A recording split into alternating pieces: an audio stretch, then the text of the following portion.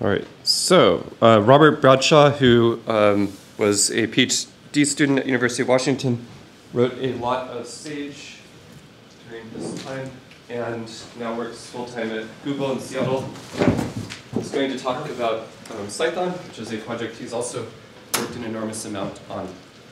Thank you. Okay, so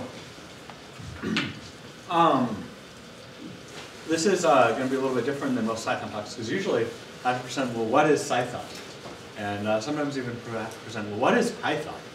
And so to this audience, I think everyone here knows what Python is, and most of you know what Cython is, or at least touched or had used it in some way.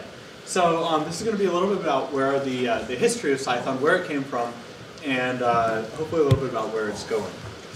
So start at the very beginning, early 90s, Guido released Python.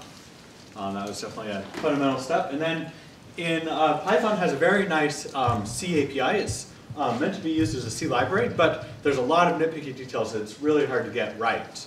And for instance, ref counting and exception handling are very tedious, and there's a lot of boilerplate. So Greg Ewing released this tool called Pyrex, which compiles something that looks a little bit like Python and creates Cython extensions. So it creates C files that you then compile and load into your running Python interpreter.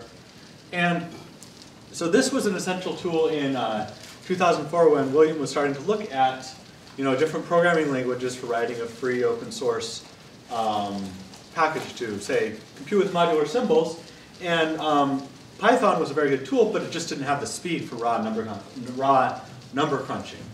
And so Pyrex kind of was one of the essential pieces that made Python a viable language to wrap high-level library, to do high-level library functionality and still get the down-to-the-metal speed that you need to do serious computation.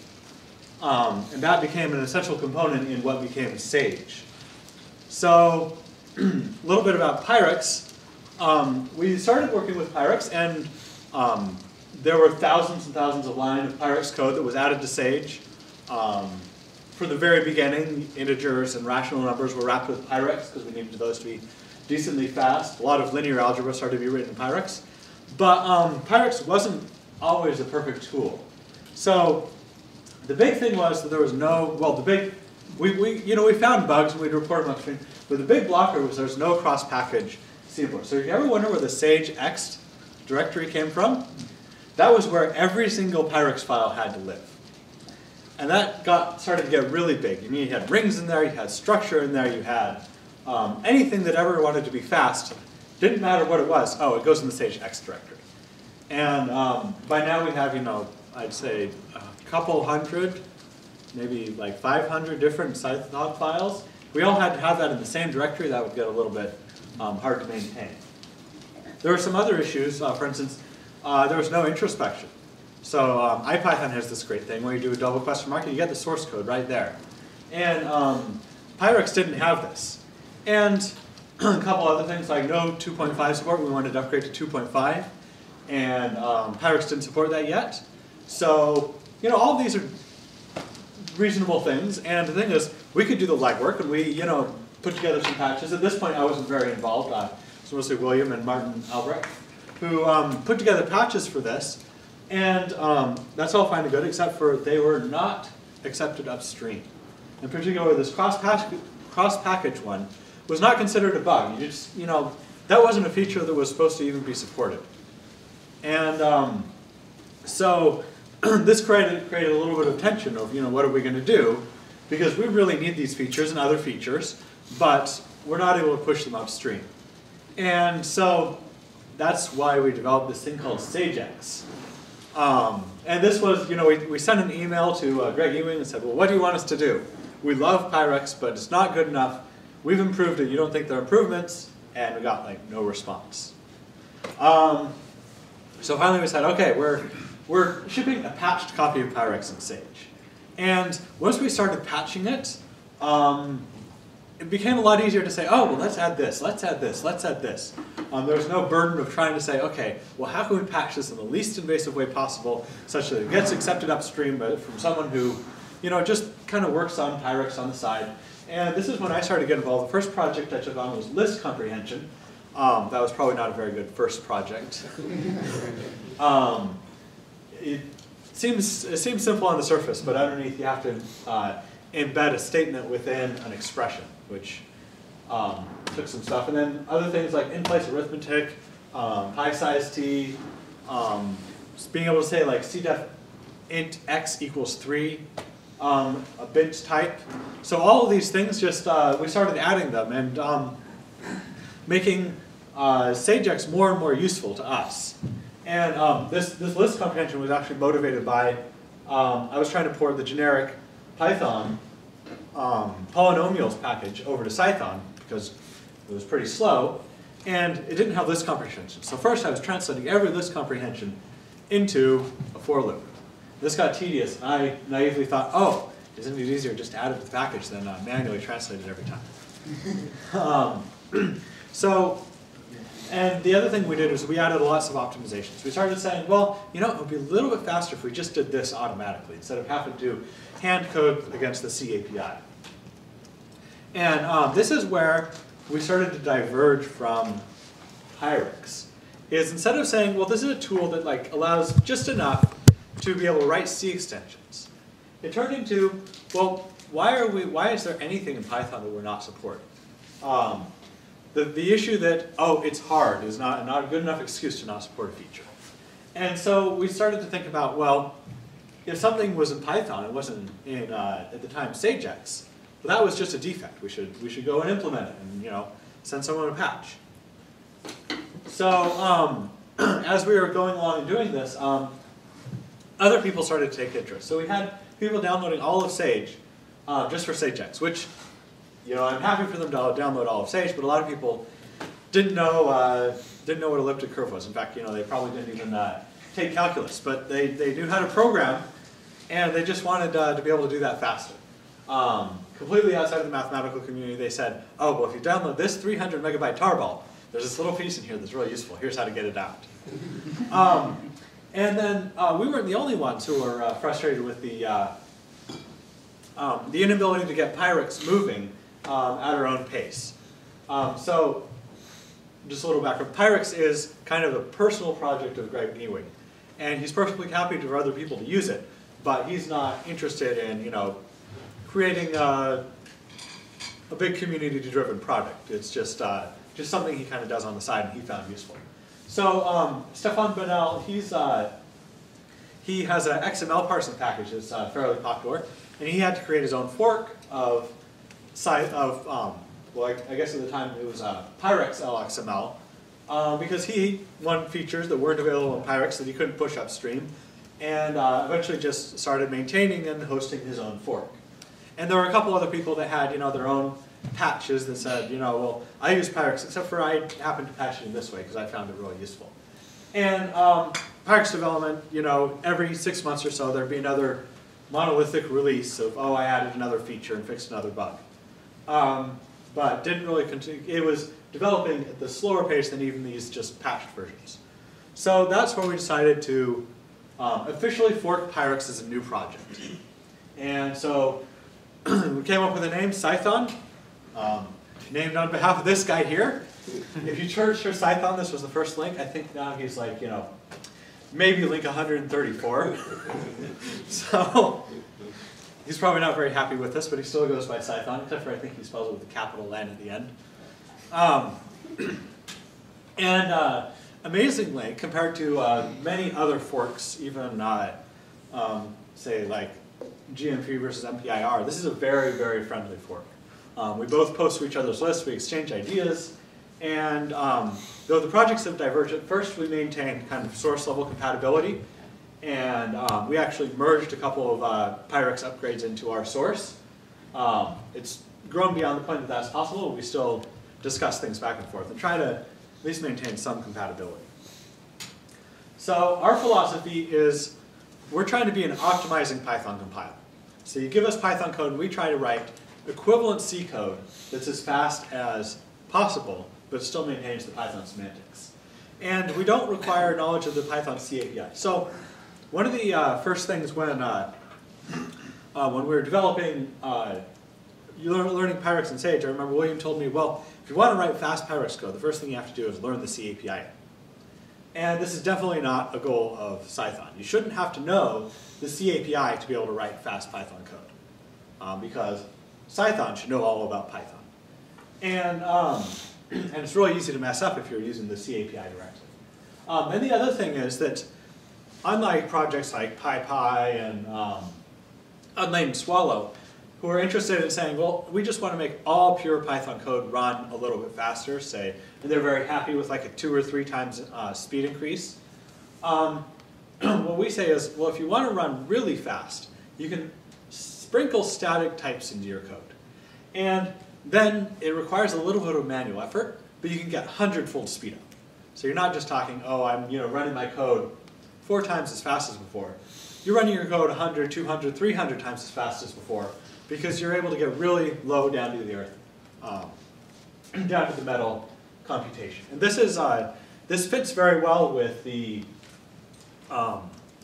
scientific community, because we have a lot of things that are represented, for instance, integers and floating point numbers. The computers are very, very good at processing directly. This is a weakness in Python, that everything is an object, and adding two floating point numbers really should not take a couple thousand instructions on a modern computer. So Cython has a philosophy that the programmer has to do a little work for a lot of return. And we're trying to work on, well, what can you get for free if you don't do anything? But that's not been the focus. And the other thing that sets Cython apart from some of these other things is it's not just a research project of, oh, how fast could we compile Python? Let's run some experiments. It's a very pragmatic project. It's driven primarily by needs of, I'd say, Sage as much as anything else. But someone comes up and says, this doesn't work for me, or why doesn't this work? Or look, you produce very unoptimal code for this construct, and we go and optimize that. So it's very, there's a lot of kind of researchy questions, but it's not just a theoretical project. It's very, how can we do this best? How can we serve our users? The difference is, so this is actually just a couple days ago, the topic of Cython and Pyrex came up on the Python mailing list, and this is Greg Ewing's claim. So Pyrex makes no claim to be a Python compiler. It's a tool for bridging between Python and C worlds. So strict adherence to Python syntax and semantics, and supporting all Python features, or performing heroic optimizations on pure Python code are not design goals. And this is what we were running up against 5 years ago, and this is still the case. And then, interestingly, he said, Pyrex changes at a much more conservative pace, which is somewhat of an understatement. What are his design goals? His design goals are to make it easy to write C extensions. Bridge between Python and C. Yeah. So that's what it is. You want to write a C extension. Versus in Cython, you don't think, oh, I want to write a C extension. You think, oh, I have some Python code, but it's not fast enough. Let's make it faster. So if he wants to write a C extension, you can use a C type, right? C types doesn't make C extensions. So it allows you to call C code. Right? It allows you to call C code, yeah. Yeah, there's the difference between C types and Pyrex is it's a runtime dependency versus compile time dependency. And so, for instance, at compile time, you have access to all the macros and everything like that you don't with C types. So there's, and also the thing is, with Pyrex, which is one of the things we use in Cython, is you can actually write chunks of code that compile virtually down to C, whereas you can't do that with C types. Everything in C types is going through this intermediate layer that's probably more expensive than calling Python itself. So since 2007, there's been a huge number of new features, a huge number of contributors. We probably have, I don't know, 5 or 6 active developers right now. We had DAG added NumPy support. We have the cpdef functions that probably seem very natural to you, but we used to have to write a C version of a function and a Python version of the function and then have them call each other. We have annotated HTML. So this is where you see the yellow lines when things are slow. And this was primarily for users, but it happened to be a huge boon for attracting developers. this annotated HTML makes it very easy to get your hands on, well, what is Cython doing? Compared to looking at the raw C file and trying to grep through it and understand, this allows you to get a better picture. We have type inference. It's a fairly primitive type inference, but it goes a fair amount of way. We have some recent developments are better built system. So you can say Cythonize and give it a list of Pyx files, and it'll give you extension classes for passing off to distutils. And intelligently handles all the dependencies between all these Cython files. One thing that was difficult about Pyrex that took us a bit to figure out is if you compile a module and you're inheriting or depending on another module that changed, you'll just get seg faults. Or sometimes you'll get this mysterious error that says such and such a type seems to have the wrong size. And so that was where the Sage VA came from. Because what you do is you touch random Pyx files and try recompiling it until the error went away. Or you throw your hands up in the air and say, you know, I have 18 cores on this machine, I'm just going to recompile them all. So now Cython has native support for doing this dependency resolution, which we had in Sage about a couple of years ago. And now we have that natively in Cython. There's also Inline, so if you've ever used Weave Inline, there's Cython Inline. I guess on this computer I can't demo it, but where it'll actually, you can pass a chunk of Python code, Cython code as a string, and it will extract the local variables from your scope, use them in the computation, then return a result. Yeah? Use the notebook to demo it? Like, no, because the next version of Cython is in Sage 4.7. I see. Unless the alpha Sage NV.org is up and running. So, and there's actually also a, you can do at Cython.compile decorated on a function. It'll grab the source of the function and compile it and return the compiled version of that function. So we've added closures, we've almost added generators, a whole slew of things. We have Python 3 support. So from the same source, you can actually compile with Python 2 and Python 3. Some of the things that are of particular interest to Sage is, this is where, actually I'm going to go to the wiki. Oh,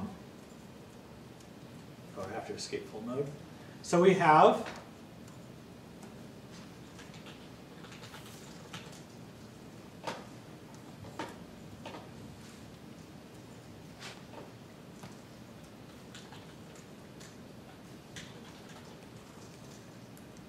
so these are things that I haven't seen many people in Sage use, but are very handy. So there's compiler directives. So say you're indexing into a list or a tuple or an NumPy array, you can actually turn off bounds checking if you just know that, that your thing is going to fit. None check. This allows you to, it throws an exception instead of seg faulting if your extension type is none. C division, you've probably seen that. When you do a division, Python has different semantics than C. This was actually a very hard decision to make, is, well, what semantics should Python have? And should Cython have? We decided to follow Python instead of C, but you can turn C division on, which means all your division will behave as in C instead of as in Python. Profile. So Cython now supports the Python profile. So you have to turn it on, but what you can do is you can profile your Python. In fact, you can have a mix of Python and Cython code, and it will profile it just as if it was all pure Python code. So the way to set directives is either at the top of the file, you can just have a comment. If you're compiling things manually, which we usually don't do in Sage, it's this -x. And then the normal way to do it is you just decorate a function, or you have, I don't see it listed here, you can actually do it as a with statement. So you can do with Cython.bounds check false, and then everything in that with block will not do bounds checking. So. By the way, I set up a notebook server running the latest Sage 4.7 Alpha 3. Cool. Where is it? Sage.math.washington.edu:8000. 8,000 is available? It is right now. Wow. This to me, and then the password Sage 5077. Okay. Okay.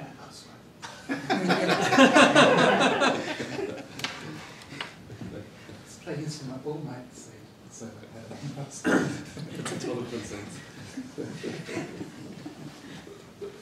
How did you know mine? I thought this was 3 at 9. So, Oh, I typed that in backspace, don't I? Changed this just now. Those toys. Oh wow, Cython got Inline. is this not there? Oh. Keyboard's a Oh little- wow, so this is nothing like CDEF inline. No, this is, This is big. What do you have to do? oh, maybe there's a bug. That would be bad. This So is you a have to new make it a feature. Python int? Oh, yeah, that might, Because it doesn't support stage types yet, or we have to add extra stuff. yeah. Don't make sense. Okay. Woohoo! Wow. So, That's awesome. That's nice. what's the R do? The what? The R? The R makes that a Python int instead of a Sage int. Wow. Or you could do int of 3 if you wanted to be Yeah. more generic. Means Yeah. raw. Yeah. Yeah. Just don't pre-parse it. Yeah. You can put it after floats or, oops.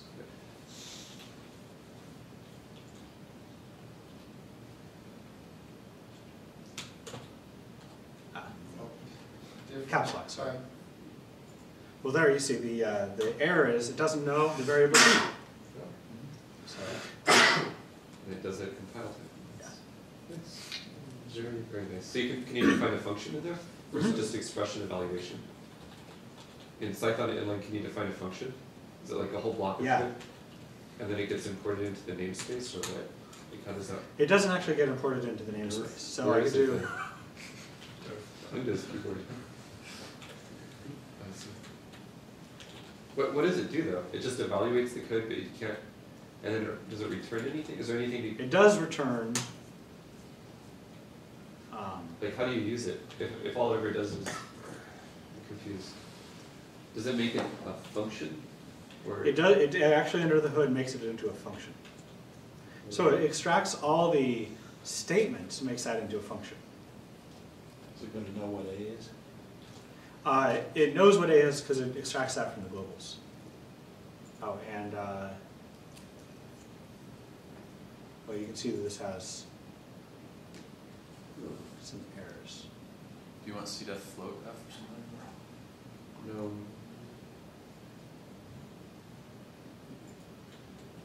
Maybe find a void function. This should. The law of Well, spontaneous. yeah. numbers. You're not also calling it on an int, though? That should be fine. Okay. automatic coercing.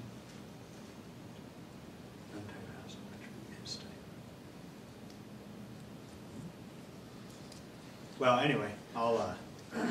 It clearly has some work. This was something that was just barely released, and it hasn't been tested out very much. Can you give us That's some what it's idea supposed of to do. what this feature would be used for? Yeah, I kind of understand what to do with it. Looking Um, impressive. I can't see a single use for this at all. I'm totally confused by what it's for. So this is very handy for interactive use. So you did what this gives you actually the possibility to write a function in which you can compile Cython code depending on some variable input. Yeah. So those of you who don't have the who use Sage don't understand. If you don't have the @Cython in the notebook, you don't have automatic compilation of SPYX files when you load them. It's a real pain. You have to write a PYX file, write a setup.py file, do a setup.py buildx in place every time you change that file. And we have it real easy because we can attach an SPYX file and it recompiles every time we change it, for instance. But I don't understand how you get any information out of this Cython.inline. Ah. It seems like a black box that can produce stuff in standard out and nothing else. So, I mean, so regardless of your demo, like, you can just tell us what it's supposed to do. well, it can return results. And then it becomes, then res, oh I see, but it just gets compiled once, gets evaluated and it gets a result back? Yeah. You couldn't put it inside of a function because it would get compiled every time. Ah, it does caching. It does caching, okay. But then, but how would you change the input? I'm very confused how this is of any use at all, or anything. Okay, so what Obviously it, missing the point. yeah, what it does is it compiles code that, so maybe another, so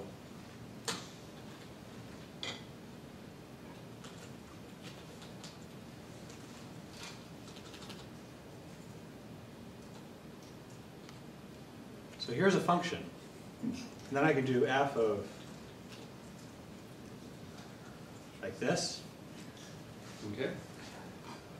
Wow, that'll actually work. That's cool. And an interesting thing is actually what it does is it compiles the function based on the types of the parameters it gets. Whoa. Damn. And so if I pass it like two doubles, it actually types those as doubles and does multiplication as doubles. So there's actually two, now there's two separate So things. now there's two cache versions. There's the int version and the int double version. Wow. And depending on which it runs into, it'll look up that precompiled module and use that. Wow. That's pretty amazing. Yeah. That seems useful. So you could, I mean, you can have this in a function. You could even have it in a loop. You could write a matrix multiplication on it in a pure Python file. And as long as that matrix multiplication is Cythonized, you get all the past loops and everything, and then you dump back out into Python. You can also do... That's pretty clever.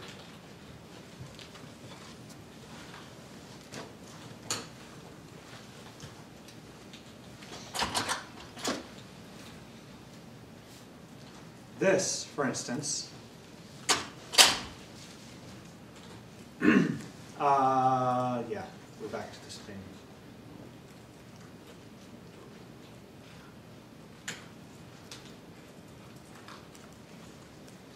So this has the same effect. And one of the things I'd like to add is I think it'd be cool if you had multiple functions that were all Cython.compile and they called each other. They could actually call each other with a C interface. That's not implemented yet. But so this would allow you to write a plain old Python file. You wouldn't have to worry about any of the compilation stuff and optimize specific functions. And Do you provide with statements also? provide what? With? I would love that. The problem is with the with statement, there's no way to grab the code. Yeah. So. So here, if you called f on two different arguments with different types, it would have to go and compile a new version of the function. Exactly. Yeah. That's amazing. So here, let's compile with new types. Yeah. Or compile it again. So. Just compile it with 2 ints, but different than 3 and 4, then you don't see the compiling message. Yeah. Then, like, if I do this. So now it's very fast for you. Yeah, so it's cached on the code and the type of the arguments. So let's see if there's anything else that's interesting. So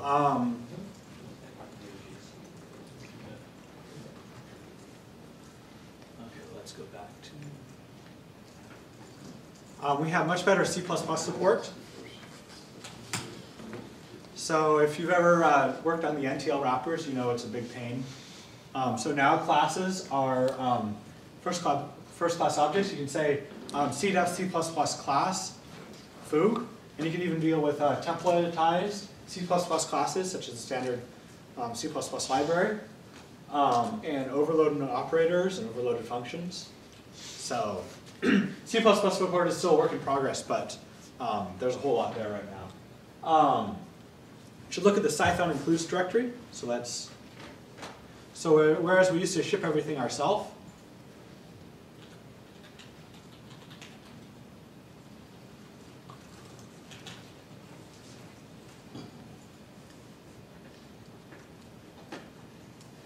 so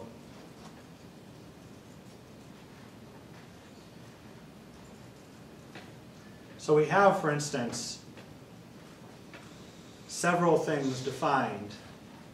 All these things that we used to ship in ext as our own PXI files, you can now just C import them. So this will be from libc.standard.io, C import you know, printf or fclose or whatever you want. Of course, we have like, you know, signals and limits and errors and string. So that's another thing that that we can start using more in Sage instead of having to ship our own, sometimes inconsistent definitions. Another difference is moving towards using PXD files instead of PXI files. So PXI files, the problem is that whenever you use a PXI file, you're actually textually including the file at that point.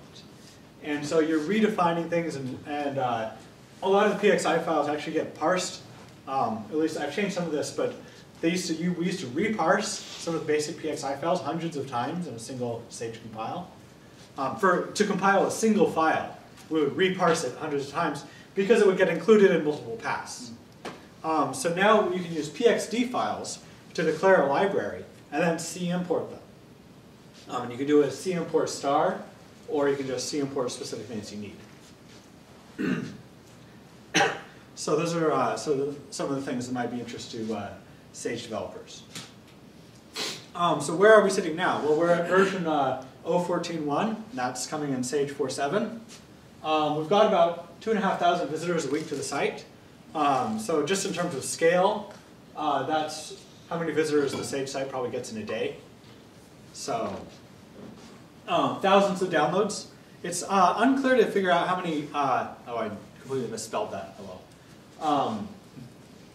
How many people are using it, because it's now included in a lot of the distributions. Cython is a lot easier to package than Sage. So a lot of people get it from distributions, a lot of people download it from PyPy, a lot of people just download it directly from our site. We've come to the point where the Cython code base is over twice as big as the original Pyrex code base. So the majority of the code in Cython is actually new original code written since the fork. And we're having our first Cython Days 1 in Munich, Germany next week. So I don't know if any of you, I think. Your friends from Germany. Around. I'm living there. There's a bunch, but I'm not going to this. Yeah. So that's going to be fun. There's going to be 8 or 9 of us that are just all going to get together and hack away and kind of plan on where Cython is going and what we want to focus on. So some of the future features that we're working on is we want to get full Python compatibility. So basically we're specific to the point of saying pick a specific version of Python, and you should be able to take any code written against that Python, compile it with Cython, and have it act exactly the same. And this is, well, you notice we're still at 0.14. This is our 1.0 goal. Hopefully it'll be done by the end of the year, possibly even by the end of the summer, depending on how many little corner cases there are. And one thing is, full compatibility is not like 98% compatibility or 99.5% compatibility, because really it's those little corner cases that prevent you from being able to just say, well, I'm just going to compile my code and not worry about it. Because, well, I mean, you're probably experiencing this with GP to C. It's all the corner cases that bite you. And until you're all the way there and fully compatible, you can't just compile it and forget about it. Is that possible? Yeah? Is it possible? I think it is possible. I think it is possible to be as compatible as Python and IronPython. So there are implementation details such as like the exact nature of stack frames that are not really part of the Python spec that are CPython implementation details. I see. Cool. So I think this is possible. And generators are the last big missing piece. There's a branch, a development branch that has generators implemented. It's not fully debugged yet. I'm in the process of trying to review it. Unfortunately, the first thing I tried crashed and failed. But mostly the code looks good. So, and generators, they build on top of closures, which are getting fairly stable at this point. So that's the last big piece. Another thing that we're starting to look at is control flow. So one of the things with optimizing compilers, and especially JIT compilers, but we can do this too, is you want to have different code paths. So for instance, you want to go down the code path, and when you're doing things, you want to be safe, So for instance, you want to make sure that something is not none before you reach into its internals. Well, if we have control flow, then we only need to check this at one place, and then from then on we know that the condition holds. We don't have to check it every single place. Currently, every time we need to check anything, we have to check it in every place we need to know that fact. It also allows us to place guards, so we could write optimized code paths that are not always correct, but we can only take those paths when we know it's going to be correct. So for instance, with integers, currently we use Python integers because we don't know if they're going to overflow. But what we could do is we could say, well, if these things look like integers, we'll compile the code path acting as if they're integers, and then bail out if anything overflows. So we need control flow to be able to do optimizations like this. There's also work in progress by Dag and Carl Whitty to port Cython to run with Iron Python. I saw a PyPy talk a couple weeks ago where they mentioned Cython as a possible way to interface with C extensions. There's a whole lot of other things. There's a whole lot of things we'd like to do with NumPy, better support for buffers, especially buffers and non-local variables. There's a lot of missing features in C++. We'd like to figure out some way to do type parameterization. So for instance, if you're writing an algorithm that works well with ints or doubles or MPFR types or whatever, you could just write it once instead of have to writing it different specializations yourself. We'd like to have native support for signal handling. It'd be nice to have support for C types. So for instance, I don't think we've used this much in Sage, but a lot of people want to write pure Python code and then optionally compile it to Cython. And if you use C types, for instance, we could know what C types does and compile it to, instead of going through the C types module in the compiled mode, would directly call the function that it links against. Another idea is auto CDEF. So CDEF is the thing that you use to make anything fast. But it'd be nice if the compiler could say, well, you said this was a def function, but under the code I can compile it as a CDEF function. And you won't know the difference except for it's going to be a lot faster. Just this week there was a thread on Python dev about where it makes sense to use Cython to compile some of the modules in the standard library. And certainly the jury is still out on that one. One of the things that's going to be, well, when we just compile them, how much speed gain are we going to get? And if we can show significant speed gain, I think that that would be a lot more interest. So those are some of the directions we're taking Cython in the future. Definitely, probably the biggest bottleneck is just having enough time to work on all this stuff. And one hard thing is, unlike Sage, the learning curve to turn from being a user to being a developer is a lot steeper. So it's just the way it is, I guess.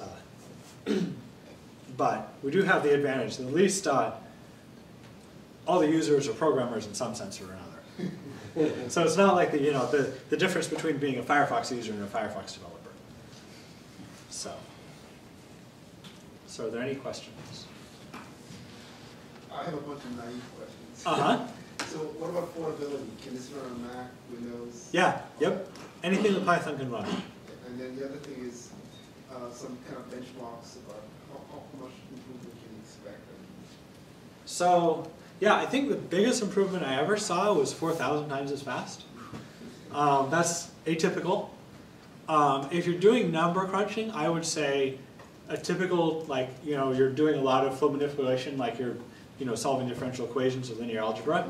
I would say it's not unheard of to get 100 to 500 times speed up. And that's primarily because billions of dollars has been gone into making processors very good at manipulating floating point numbers. For other things, I'd say if you don't do anything, typical speedups are in the range of 10 times speed up to 10% speed up to 2 times speed up. And with a little bit of work, I'd say, a 10-fold speed up is pretty reasonable to see. So. One of the things like, I use a lot of Python stuff. I wanted to call my Python code from within my Cython. So it won't speed up your Python code, that's fine. But you can just call it. Yeah, that's one of the great things is from the same piece of code, you can call out to C libraries over here and Python libraries over there, and it just handles all the type conversions and everything behind the scenes. Yep. Yeah. So the one question I about the roadmap? You said 1.0 is all of Python. Is it? What about the C++ support? Because there are lots of weird language constructs in C++. Is there ever going to be 100% C++ support? But also one thing I tripped over were like private constructors that doesn't play. If you have a C library that has private constructors, that's not going to play nice with Cython. Is this going to be? Is this one of the goals to have like all of C++ features usable, or is this going to be all? Should we even report bugs like this that Cython doesn't work with some particular C++ library? So I would say definitely report them. One thing that's telling is I don't think there's a C++ compiler in existence that supports the whole spec. So I don't think we're going to support it anytime soon. But it's not a 1.0 goal to support all of C++. I think that's a much longer term project. And it's not our goal to be able to write C++ in Cython. The goal is to have enough understanding of C++ to use any C++ library. So you're not going to sit down and write C++ classes in Cython. But you are going to be able to hopefully call out to any C++ library and use it. And there might be features that are difficult to implement. And the semantic differences between C and Python are relatively small. There are some definitely. But the semantic differences between C++ and Python are huge. Stack validated classes can have side effects. We ran into that recently. And it's actually unfortunate if you declare a variable of a certain type, the C compiler will complain about it being an unused variable depending on whether or not the constructor has side effects. So, how do you get around that? Because the problem was we were, for instance, to get rid of warnings, if you didn't use a variable, we just didn't omit it. But sometimes you need a variable that you never use in C++. So definitely report C++ bugs. But there's a huge list of features to be able to have full C++ support. Yeah. Anything else? We have time. Anybody has questions about Cython? That's not really, I would sometimes really like to have a direct bridge to Haskell, where at the moment... It's the right one. Yeah, I wondered whether there is some call framework within the thing that I could use to make this easier. At the moment you have to I'm writing Haskell, I'm writing C, and I'm writing Cython, and I'm bridging via C to Haskell. But you could probably skip the C step and write Cython directly that calls Haskell. For instance, the work on libgap and libecm are two examples of doing that.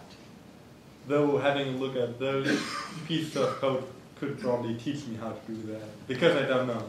Yeah. I'm assuming that Haskell has a C API that you're using, right?